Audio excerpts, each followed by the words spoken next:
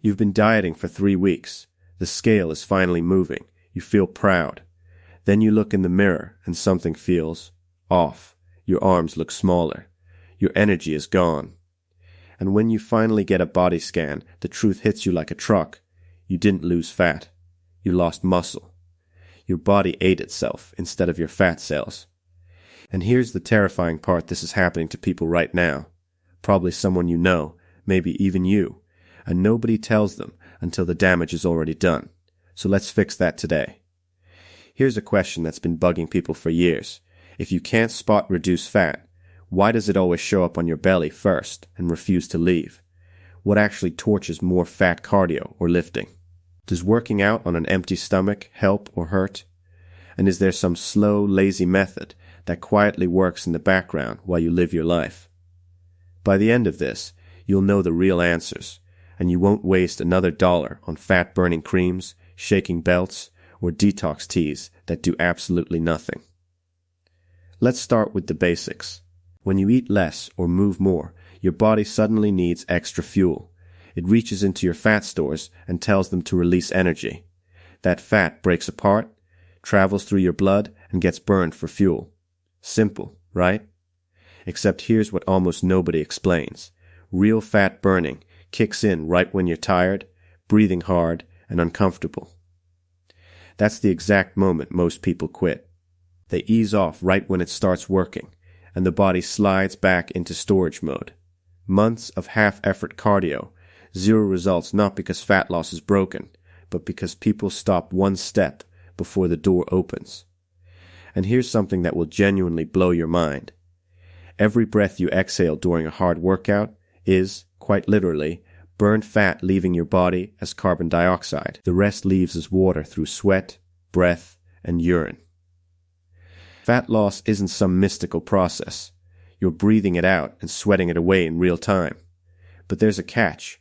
Your body doesn't always burn fat correctly. Sometimes it burns muscle instead, and that mistake is the difference between looking thin but soft and looking lean and defined. Now, the belly question. Why does fat always land there first and leave last? It's not bad luck, it's biology, and it's inherited. Men tend to store fat in the stomach first, women tend to hold it in the hips, thighs, and lower belly. The belly specifically has poor blood flow, meaning fewer fat-burning signals ever reach it. Worse, belly fat cells are packed with alpha receptors that act like stubborn vault guards, holding energy back just in case, while other areas have more cooperative receptors that release fat easily. Doing endless ab workouts won't fix this. You're just building muscle under a locked vault. Your body burns fat from wherever it's easiest, not wherever you're working hardest. So what wins? Cardio or weights? Cardio burns quick, accessible energy first, mostly sugar. Not fat because your body needs fast fuel to keep up with intensity. But afterward, when your blood sugar dips, your body flips into recovery mode and starts aggressively burning fat, even while you're sitting still or asleep. That's the real payoff of cardio. It happens after, not during. Weightlifting plays a completely different role. It's not there to burn fat directly. It's there to protect your muscle while fat is being burned elsewhere. Skip the weights, and your body treats muscle as expendable. Keep lifting, and your body protects it like something valuable. That combination, cardio for the burn, weights for the shield, is what actually creates a lean, sculpted look, instead of just smaller. What about training on an empty stomach? Generally, yes, it works. Fasted mornings mean low insulin and depleted sugar stores, so your body taps fat almost immediately, but only at low to moderate intensity. Push into a hard lift or intense interval session fasted, and you risk your body burning muscle instead, or you simply crashing mid-workout. The smart move is a light, fast-digesting bite beforehand, nothing heavy. Now, sweating. Does more sweat mean more fat loss? No, sweat is your cooling system, not a fat gauge. That lighter number on the scale after a sweaty session is just water leaving your body, and it returns the moment you rehydrate. Here's the danger zone nobody warns you about. Crash dieting. Cut calories too aggressively, and your body panics. It assumes starvation and starts protecting fat your one long-term survival resource while sacrificing muscle instead, because muscle is metabolically expensive and, without strength training, seemingly useless to keep around. This is exactly how people end up skinny fat lighter on the scale, but softer and weaker than before they started. One more surprising lever: breathing.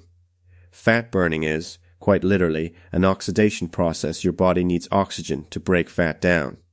Shallow, rushed breathing chokes that process. Breathing through your nose, expanding your belly instead of your chest, and exhaling fully and forcefully can meaningfully boost how efficiently you burn fat during exercise. Now let's put this into something usable. For fast results, open the week with high-intensity interval sprints or hard cycling with recovery jogs between rounds. Follow with a heavy full-body strength session, then a slow walk right after to push your depleted body straight into fat-burning mode. Add a steady-state cardio day where you deliberately slow down near the end, since that's when fat becomes your main fuel. Mix in active recovery, another lifting day, and one long, steady cardio session where the final stretch matters most. Rest fully on the last day. Alongside this, eat enough protein to protect muscle, add fiber to control cravings, stay in a moderate calorie deficit, drink several liters of water daily, cut sugar ruthlessly, and protect 7 to 8 hours of sleep like it's part of the workout, because without it, none of this works as well. And if intense training isn't realistic for your life right now, there's a slower path that still rewires everything. Move gently after every meal, a short walk, taking calls on your feet, choosing stairs over elevators. Eat slowly, stop before you're stuffed, and keep protein on your plate. Sleep deeply, in a cool, dark room, night after night. It's slower, but it quietly reshapes your habits until healthy choices stop feeling like effort, and that's the version of fat loss that actually lasts.